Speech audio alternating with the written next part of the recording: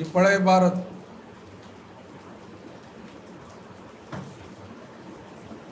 بسم اللہ الرحمن الرحیم.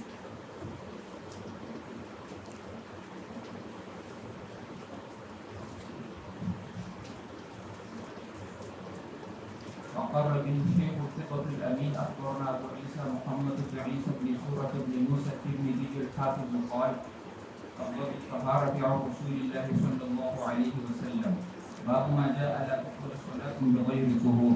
حدثنا قتيبة بن سعيد أخبرنا أبو عوانة عن سماك بن حرب الكحفي قال وحدثنا هناد حدثنا وكيع عن إسرائيل عن سماك عن مصعب بن سعد عن ابن عمر رضي الله عنهما عن النبي صلى الله عليه وسلم قال لا تقبل صلاة بغير طهور ولا صدقة من غلول. قال هناد في حديث إلا بطهور.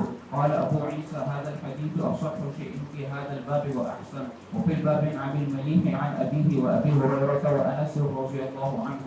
وأبو المليح بن أسامة اسمه عامر ويقال زيد بن أسامة بن عمير الهذلي. بسم اللہ الرحمن الرحیم. یہ پہلا عنوان ہے اور اس کے نیچے ایک ہی حدیث کی تخریج کی ہے.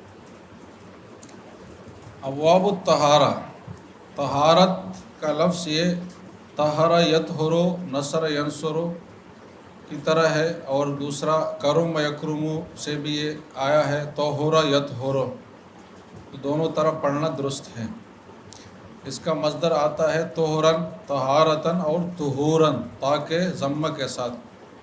تو طہور جب تا پر پیش ہو تو یہ مصدر معنی ہے پاکی، اور طہور جب تا پر فتح ہو زبر ہو تو پھر یہ اس چیز کو کہا جاتا ہے جس کے ذریعے سے پاکی حاصل کی جاتی ہے، جیسے کہ پانی ہے، مٹی ہے.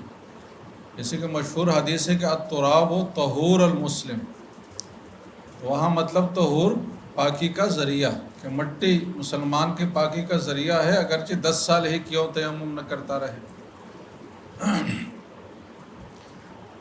امام ترمذی ہر باب میں عن رسول اللہ کے لفظ کا اضافہ کرتا ہے. اس میں اشارہ اس بات کی طرف ہوتا ہے کہ اس حدیث میں، اس باب میں احادیث مرفوعہ کا ہی تذکرہ کروں گا صرف اور صرف. جو موقوف احادیث ہے، جو تابعین اور صحابہ کے اقوال ہے، وہ اس میں ذکر نہیں کروں گا. اور یہ ضرورت ان کو اس لیے پڑی کہ اس سے پہلے جو کتب کا انداز تھا اس میں مکس ہوتی ساری چیزیں. جیسے کہ اس دن بات آئی تھی کہ مصنف عبد الرزاق ہے اور مصنف ابو بکر بن ابی شیبہ ہے، تو ان سب میں احادیث کے ساتھ صحابہ کے ذاتی اجتہادات بھی آئے ہیں اور تابعین کے اقوال بھی آئے ہیں، اور سب حدیث کی کتابوں میں ذکر کی جاتی تھی. ابتدا میں یہی طریقہ رائج تھا. پہلی اور دوسری صدی ہجری میں اسی طریقے سے ہی کتابیں لکھی جاتی تھیں. تیسری صدی ہجری جو کہ صحیحین کی اور صحاح ستہ کی صدی ہے، تو اس میں پھر یہ انداز متروک ہوا اور حدیث کی کتابوں میں صرف احادیث مرفوعہ بیان ہونے لگے، اور باقی جو ہے چیزیں وہ الگ سے دوسری کتابوں میں آئی. تو عن رسول اللہ کہنے کا مقصد یہ ہے کہ اس میں مرفوع احادیث ہی ذکر کروں. اب آگے پھر ترجمۃ الباب ہے، عنوان ہے کہ باب ما جاء لا تقبل صلاۃ بغیر طہور، کہ نماز پاکی کے بغیر قبول نہیں ہوگی. تو یہ وہ بات ہے جو فقہاء کی تعبیر میں اس کی یہ بنتی ہے کہ وضو یا نماز کے لیے شرط ہے، اور مشروط بغیر شرط کے نہیں ہو سکتی. آگے پھر سند ہے، سند میں بیچ میں ہا آیا ہے. اس ہا کو ہائے تحویل کہا جاتا ہے، اور اس کے پڑھنے کے 3 طریقے ہیں. ایک یہ کہ آپ ہا پڑھے بغیر مد کے، دوسرے کہ ہا ان پڑھے مد کے ساتھ. تو اب اسی طرح پڑھیں گے کہ عن سماک بن حرب ہا ان وحدثنا حناد. تیسرے کہ ہا کی جگہ آپ کہیں کہ تحویل. یہ تینوں طریقے درست ہیں. آج کل جو طریقہ زیادہ رائج ہو گیا ہے وہ صرف ہا پڑھنے والا ہے، کہ ہا کو بغیر مد کے پڑھا جائے.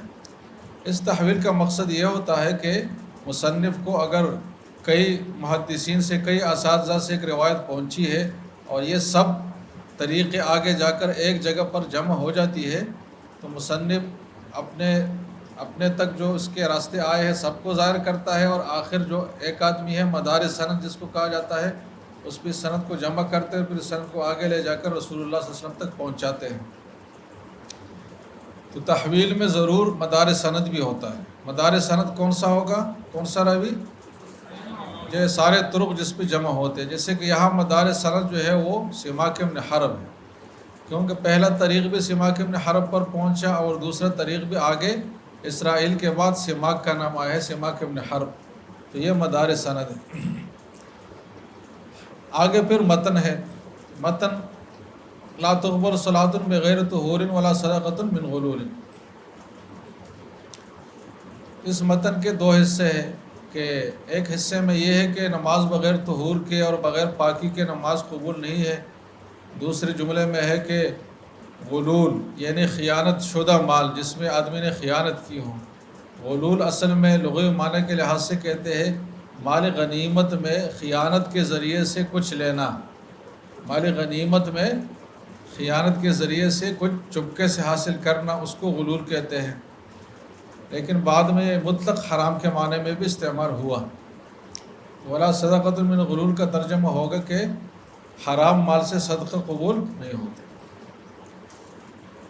اس حدیث کے متن کے حوالے سے 5 باتیں ہیں ٹوٹل، پہلے جملے کے حوالے سے 3 باتیں ہیں، دوسرے جملے کے حوالے سے 2 باتیں ہیں، ٹوٹل ہے 5 باتیں۔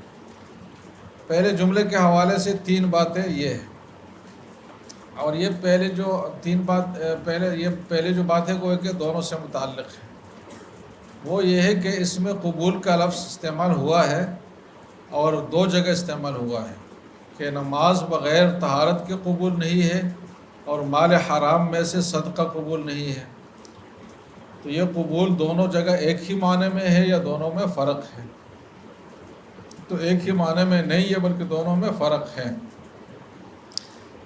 وہ فرق کیا ہے تو اس سے پہلے پھر آپ یہ بات سمجھ لیں جو ایک ضابطے کی شکل میں ہے کہ قبول کے 2 معنی ہیں، ایک قبول بمعنی اصابت صاد کے ساتھ اور دوسرا قبول بمعنی اجابت۔ قبول کے کتنے معنی ہیں جناب؟ 2۔ کون سے 2؟ قبول اصابت اور قبول اجابت۔ قبول بمعنی اصابت، قبول بمعنی اجابت۔ اصابت کے معنی صحت، درست ہونا، اجابت کا معنی قبول ہونا، باعث ثواب ہونا۔ تو گویا کہ قبول کے 2 معنی، ایک یہ ہے کہ یہ چیز صحیح ہے، یعنی فاسد نہیں ہے، باطل نہیں ہے بلکہ صحیح ہے، اور دوسرے قبول کا معنی ہے باعث ثواب ہونا، یہ چیز قبول ہے مطلب یہ صحیح بھی ہے اور اللہ کے ہاں باعث ثواب بھی ہے۔ اب قبول کے دونوں معانی جو ہے یہ احادیث میں جگہ جگہ استعمال ہوئے ہیں، قرآن میں بھی استعمال ہوا ہے۔ قرآن میں جو ہے کہ انما یتقبل اللہ من المتقین، تو وہاں قبول بمعنی قبول اجابت ہے۔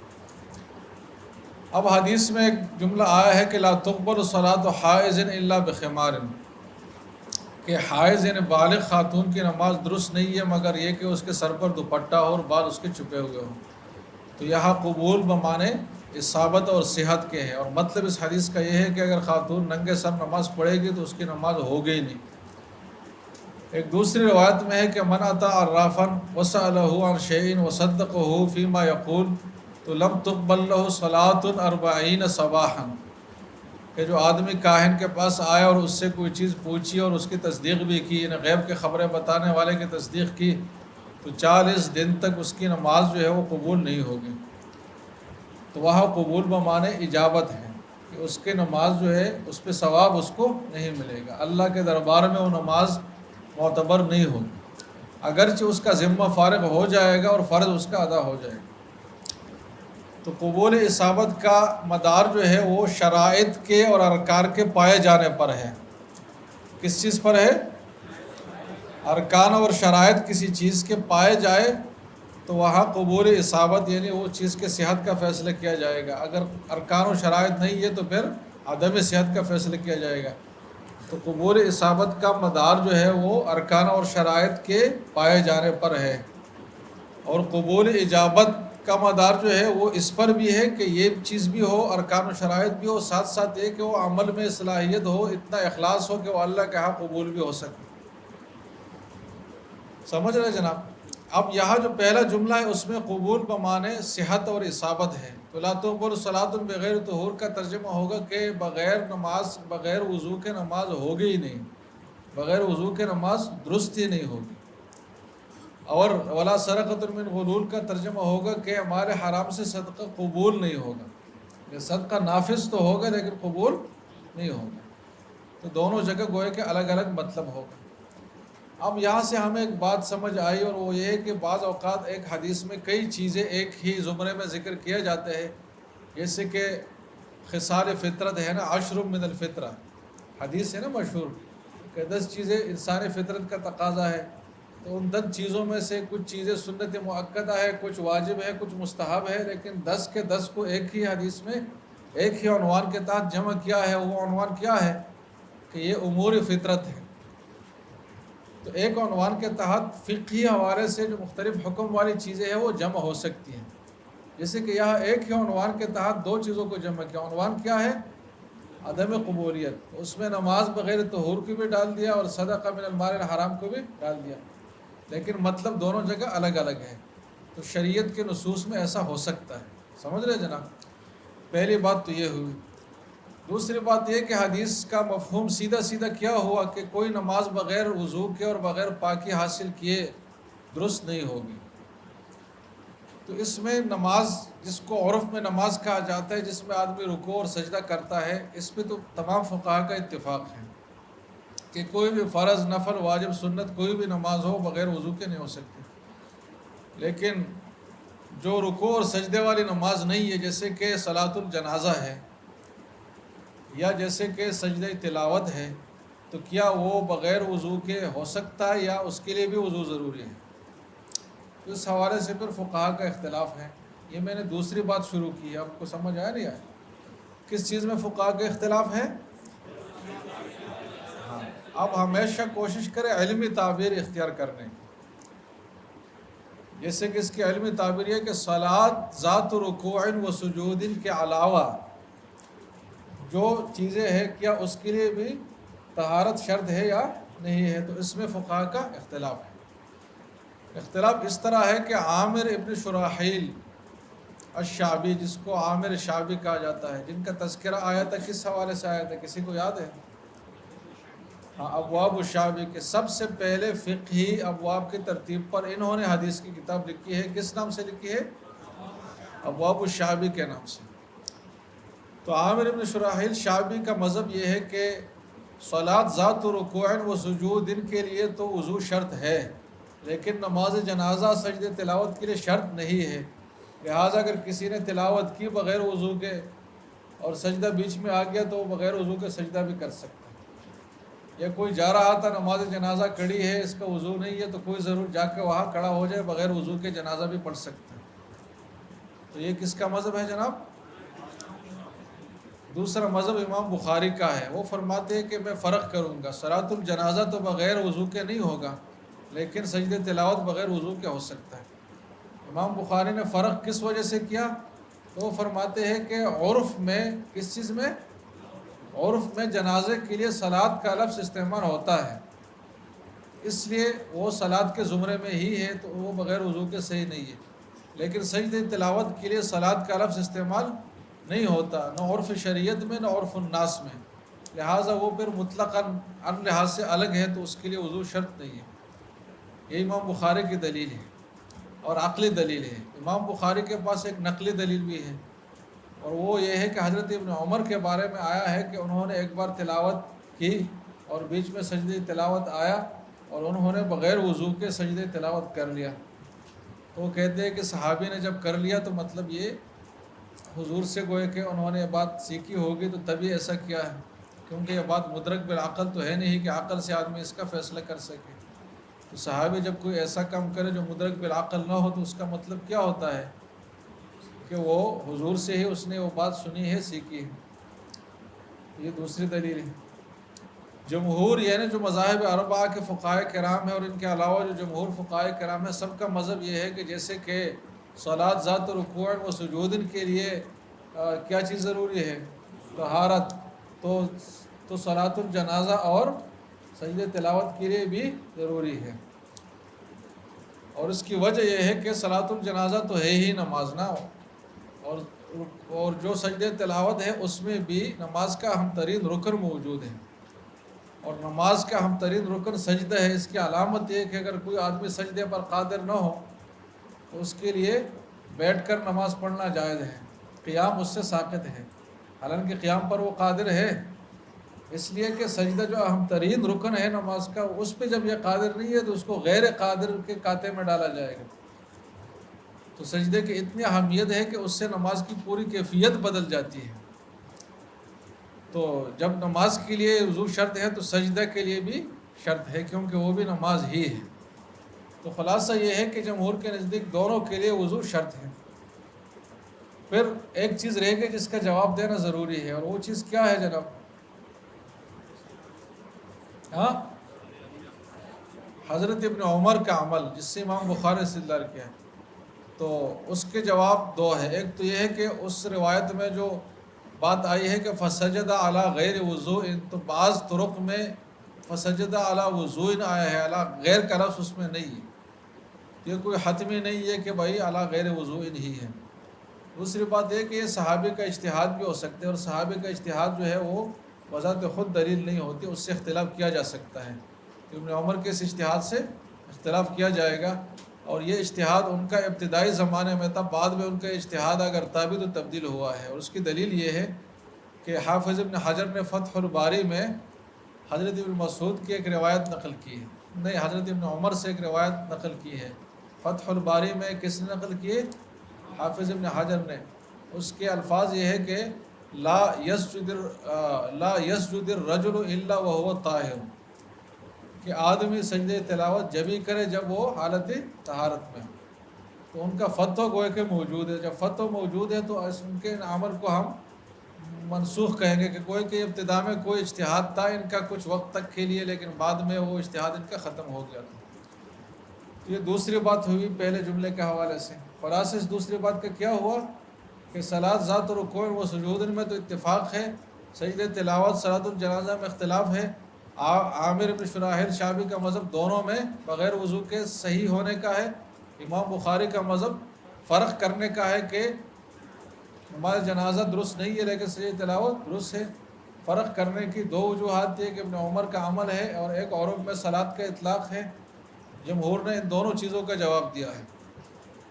تیسری بات وہ ہے فاقد الطہورین کا مسئلہ، کہ ایک آدمی کسی ایسی پوزیشن میں ہے کہ اس کے پاس نہ مٹی ہے وضو تیمم کے لیے، نہ پانی ہے وضو کے لیے، فاقد الطہورین ہے، اور اس کے زمرے میں وہ آدمی بھی داخل ہے جو نہ وضو کر سکتا ہو نہ تیمم کر سکتا ہو۔ جیسے کسی کے ہاتھ پیر اتنے جل گئے کہ سب پٹیاں بندھی ہوئی ہیں، نہ اس پہ وضو کر سکتا ہے اور نہ خود تیمم کر سکتا ہے، اتنا ہے کہ پٹی بھی آپ اس پہ نہیں رکھ سکتے، ہاتھ بھی نہیں پیر سکتے، کوئی ایسی سچویشن ہو سکتی ہے کسی انسان کے پاس۔ تو جو آدمی فاقد الطہورین ہو، طہورین سے مطلب کیا ہے؟ پانی اور مٹی دونوں اس کو میسر نہیں ہے، اور نماز کا وقت آ گیا تو ایسے شخص کے لیے شریعت کا کیا حکم ہے؟ تو اس حوالے سے 5 مذاہب ہیں۔ کتنے مذاہب ہیں جناب؟ اور یہ 5 یاد کرنا انتہائی آسان ہے۔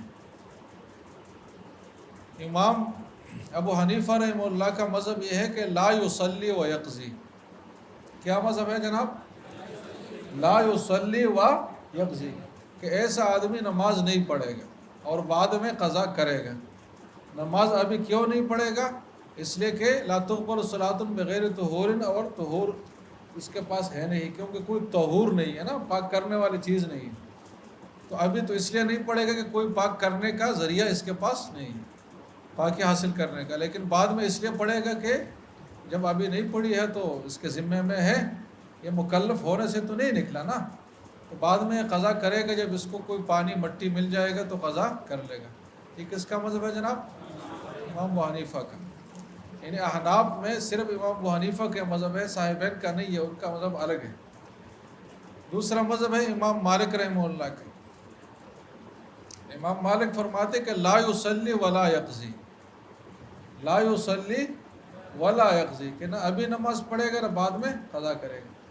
ابھی اس لیے نہیں پڑھے گا کہ لا تقبل صلاۃ بغیر طہور، اور اس کے پاس پاکی نہیں ہے، اور بعد میں قضا اس لیے نہیں کرے گا کہ یہ معذور ہے شرعاً، اور لا یکلف اللہ نفسا الا وسعها، جیسے کہ حائض اور نفاس والی عورت کے لیے کیا حکم ہے کہ وہ نماز کے وقت میں نماز نہیں پڑھے گی اور بعد میں قضا بھی نہیں کرے گی۔ تو وہ شرعاً معذور ہے، تو امام مالک کہتے ہیں کہ یہ آدمی بھی شرعاً معذور ہے، لہٰذا یہ ابھی بھی نماز نہیں پڑھے گا، بعد میں قضا بھی اس کے اوپر نہیں ہے، بس اس کا ذمہ فارغ ہے۔ یہ کس کا مذہب ہے جناب؟ امام مالک کا۔ امام احمد فرماتے ہیں کہ یصلی ولا یقضی، یصلی ولا یقضی، کہ ابھی نماز پڑھے گا، بعد میں قضا کی ضرورت نہیں ہے۔ ابھی نماز اس لیے پڑھے گا کہ لا یکلف اللہ نفسا الا وسعها، اور اس کے پاس کوئی اور ذریعہ نہیں ہے، تو جب نہیں ہے تو بغیر وضو کے بھی نماز پڑھے گا، اور جب ایک بار پڑھ لی تو بعد میں قضا کرنے کی ضرورت نہیں۔ یہ کس کا مذہب ہے جناب؟ حنابلہ کا، امام احمد کا، لا یصلی و یقضی۔ امام شافعی، ہاں ایک آدمی بات کریں،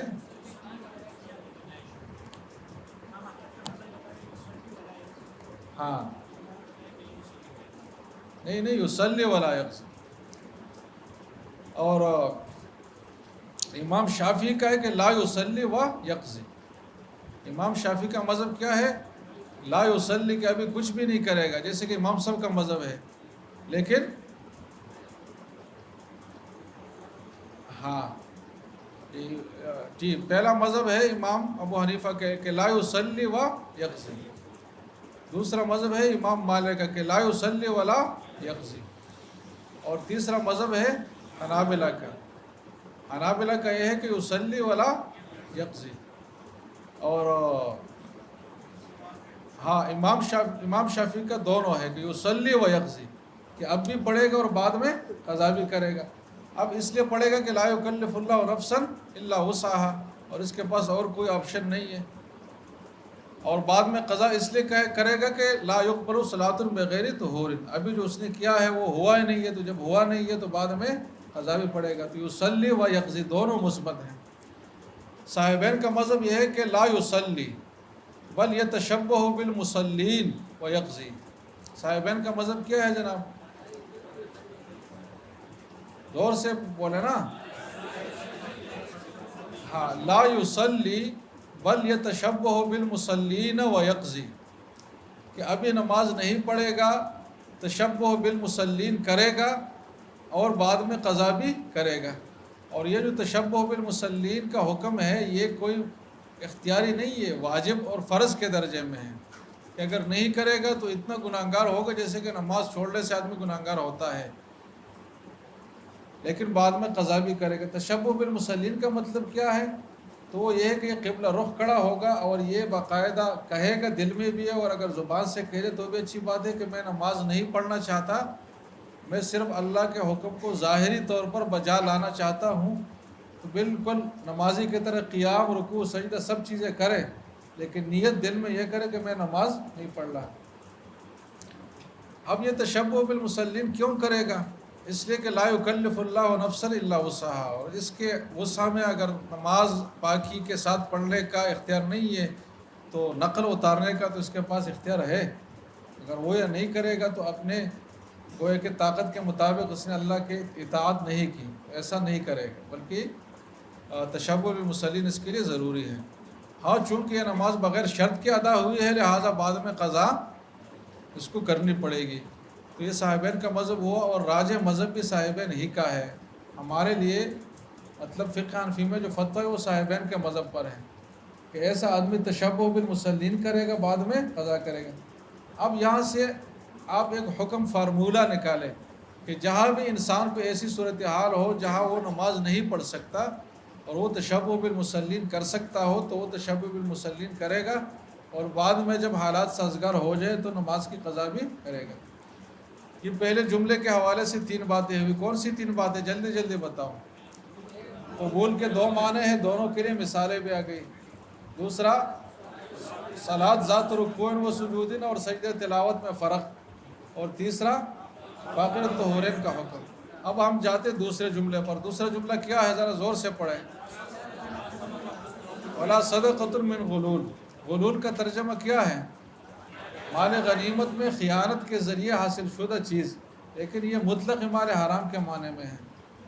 تو اس دوسرے جملے کا مطلب یہ ہے کہ مال حرام سے صدقہ کرنا قبول نہیں ہے، جیسے کہ حدیث میں کہ ان اللہ طیب ولا یقبل الا الطیب، کہ اللہ تعالیٰ پاکیزہ ہستی ہے اور پاکیزہ مال ہی کو قبولیت بخشتا ہے۔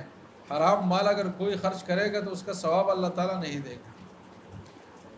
اب یہاں ہم نے کہا کہ قبول بمعنی اجابت ہے، مطلب یہ کہ اس پہ ثواب نہیں ہوگا، صدقہ بذات خود صحیح ہوگا۔ یہی مال حرام کا حکم ہے کہ اس کو آدمی، اس میں 3 مراحل ہے کہ جس کے پاس مال حرام ہو تو سب سے پہلے اس کے مالک کی تلاش کرے گا، اگر مالک نہیں ملتا تو اس کے کسی وارث کو تلاش کرے گا اور اس کو یہ پیسے واپس کرے گا جو بھی چیز ہے۔ اگر مالک اور اس کا وارث بھی نہیں ملتا تو پھر صدقہ کرے گا بغیر نیت ثواب کے اس اصل مالک کی طرف سے۔ صدقہ کس کی طرف سے کرے گا؟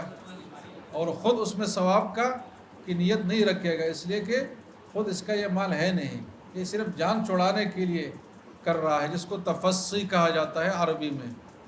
اس کے لیے صدقے کا حکم تفصی کے لیے ہے۔ تفصی کا مطلب جان چھڑانا، کہ ایک بوجھ اس کے اوپر ہے، اس بوجھ کو یہ اتار رہا ہے، یہ نیت کرے گا، ثواب کے حصول کی نیت نہیں کرے گا۔ یہ مال حرام کا حکم ہے۔ اب یہ حکم فقہاء نے اپنی طرف سے تجویز نہیں بلکہ حدیث سے معلوم کیا ہے۔ وہ حدیث مشہور واقعہ ہے جس میں ایک صحابی فوت ہو گئے تھے، حضور ان کے جنازے میں گئے، واپسی میں کچھ صحابہ بھی ان کے ساتھ تھے، کھانے کا وقت تھا، تو اس میت کی اہلیہ جو اب بیوہ ہو چکی تھی، اس نے سوچا کہ حضور نے کھانا نہیں کھایا ہوگا، ابھی پہنچ بھی نہیں سکتے، تو ان کے لیے ایک بکری پڑوس سے لے کر ذبح کر لی بغیر اجازت کے، اور جب وہ بکری کا گوشت پیش کیا گیا تو وہ پلاسٹک کی طرح سخت ہو گیا، وہ چبایا نہیں جا رہا تھا، تو حضور نے فرمایا کہ یہ بکری بغیر اجازت مالک کے ذبح ہوئی ہے۔ عورت سے پوچھا گیا تو اس نے اقرار کر لیا کہ ہاں میرے پاس اپنی بکریاں نہیں تھی، تو میں نے پڑوس کی بکری بغیر اجازت کے ذبح کی ہے۔ تو حضور نے فرمایا کہ اطعموا حل اسارا، یہ کام کا جملہ ہے۔ کیا فرمایا حضور نے؟ کہ یہ بکری آپ قیدیوں کو کھلائے، یعنی صدقے میں دیں۔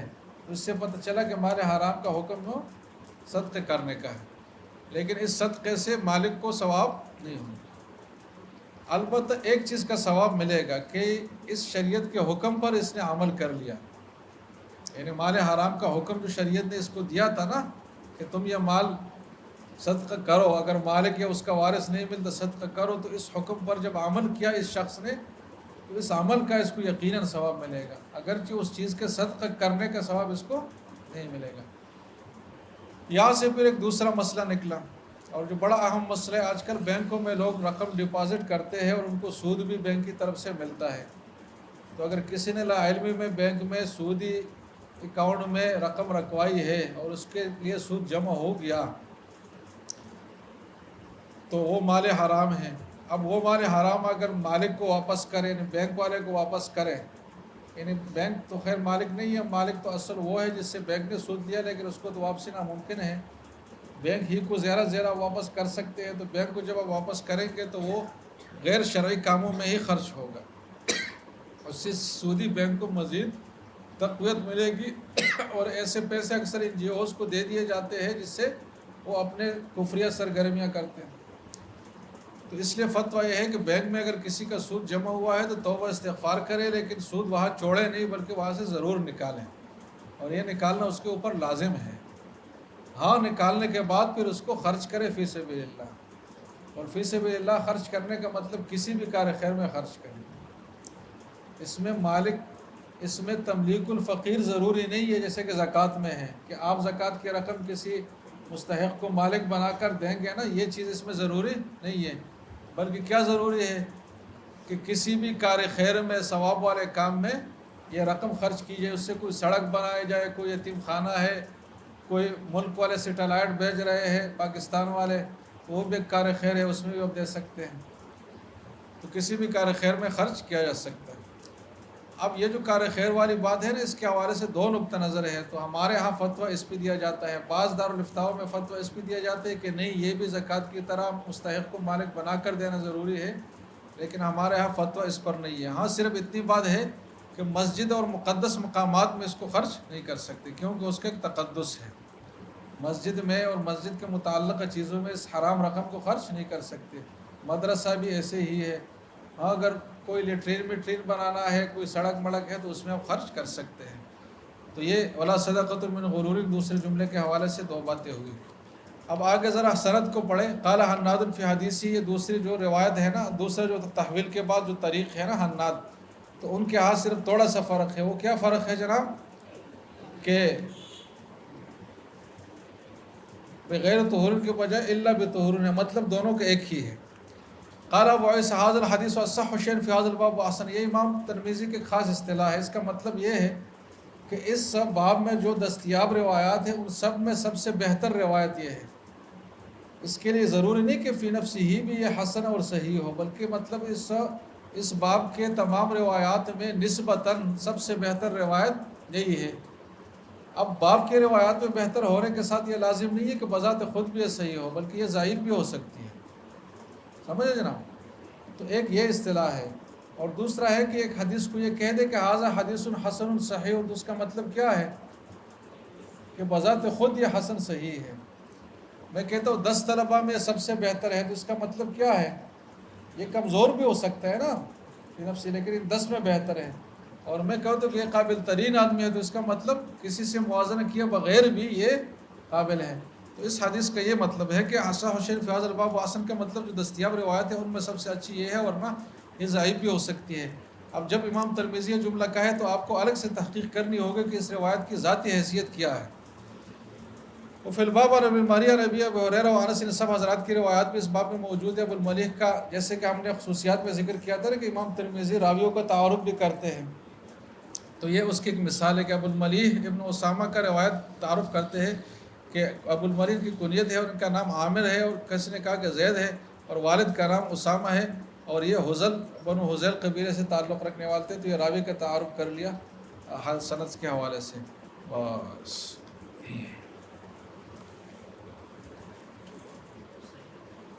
سبق کے بعد جو ہے جو 1-2 منٹ ہوتے ہیں نا، اس میں آپ دہرایا کریں، یہ بہت آسانی سے دہرائے جا سکتے، پھر آپ کو یاد رہے گا انشاءاللہ۔